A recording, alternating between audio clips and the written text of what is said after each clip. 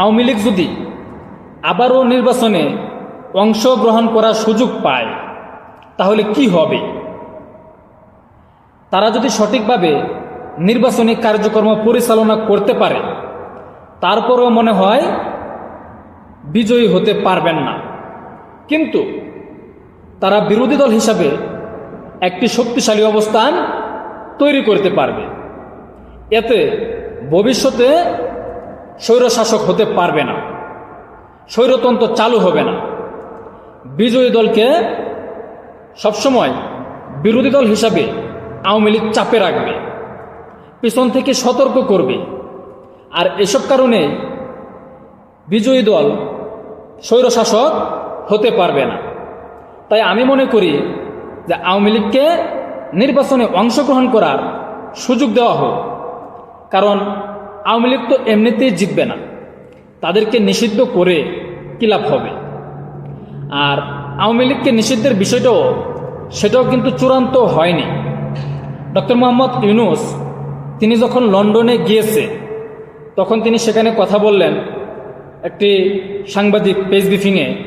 তখন তিনি বললেন, আওয়ামী লীগকে আমরা ব্যান করি নাই, সাময়িকভাবে আওয়ামী লীগের কার্যক্রম স্থগিত আছে। তাহলে আওয়ামী লীগ কি নির্বাচনে অংশগ্রহণ করতে পারবে নাকি পারবে না? আপনারা কি মনে করেন? কমেন্টে জানাবেন। তবে ডক্টর মোহাম্মদ ইউনূসের বিষয়টা ক্লিয়ার করা দরকার।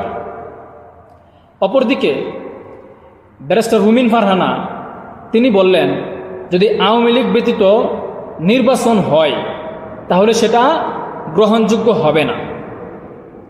কেননা বিশ্বমণ্ডলীর কাছে তারা বলবে যে আওয়ামী লীগ ব্যতীত একটা নির্বাচন হয়েছে, সেটা কিভাবে গ্রহণযোগ্য হয়?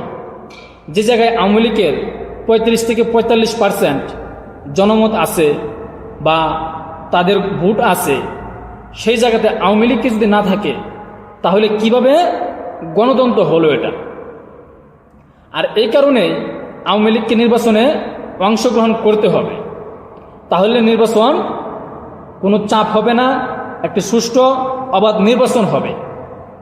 আর আওয়ামী লীগ ব্যতীত নির্বাচন করলে এটা আন্তর্জাতিক মহলে সুষ্ঠু নির্বাচন হিসাবে গণ্য হবে না। তো আমি মনে করি আওয়ামী লীগকে নির্বাচনে সুযোগ দেওয়া দরকার। তারা তো এমনিই বিজয়ী হবে না, কিন্তু বিরোধী দল হিসাবে যে শক্তিশালী অবস্থান তৈরি করবে, এতে ভবিষ্যতে স্বৈর শাসক হবে না এবং বিজয়ী দলকে সতর্ক রাখবে। পাশাপাশি আরও একটি কথা বললেন রুমিন ফারহানা, যে আওয়ামী লীগ ব্যতীত নির্বাচন যখন করবে তখন এই নির্বাচন নিয়েও সরকার প্রশ্নবিদ্ধ হবে। যে সরকার গণতন্ত্রের জন্য আসছে, তাহলে গণতন্ত্র কোথায়? আওয়ামী লীগকে বাদ দিয়ে নির্বাচন করলো, এটা তো গণতন্ত্র না। আন্তর্জাতিক মহলে, দেশের ভিতরে প্রত্যেকটা জায়গায় সরকার চাপের মুখে পড়বে এবং নির্বাচন নিয়ে প্রশ্নবিদ্ধ হবে। তাই ব্যারিস্টার রুমিন ফারহানার কথা, যদি আওয়ামী লীগকে নির্বাচন করার সুযোগ দেওয়া হয় তাহলে তারা একটা বিরোধী দল হিসাবে অবস্থান করবে, শক্তিশালী অবস্থান। আগে তো বাংলাদেশে দুইটি রাজনৈতিক দলই ছিল, আওয়ামী লীগ, বিএনপি। একে অপরকে চাপের মধ্যে রাখত, সতর্ক করত।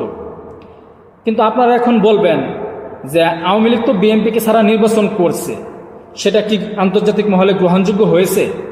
না, গ্রহণযোগ্য হয় নাই।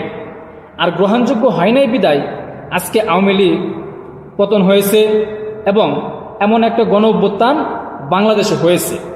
তো ভবিষ্যতে যেন এমন পরিস্থিতি ধারণ না করে, সেজন্যই আওয়ামী লীগকে নির্বাচনের সুযোগ দিতে হবে, যাতে তারা বিরোধী দলকে সতর্ক রাখতে পারে। তবে দেখা যাক বর্তমান অন্তর্বর্তী সরকার কি পদক্ষেপ নেয় নির্বাচন নিয়ে বা আওয়ামী লীগ ইস্যুতে কি বলে। অপেক্ষায় থাকুন। আসসালামু আলাইকুম।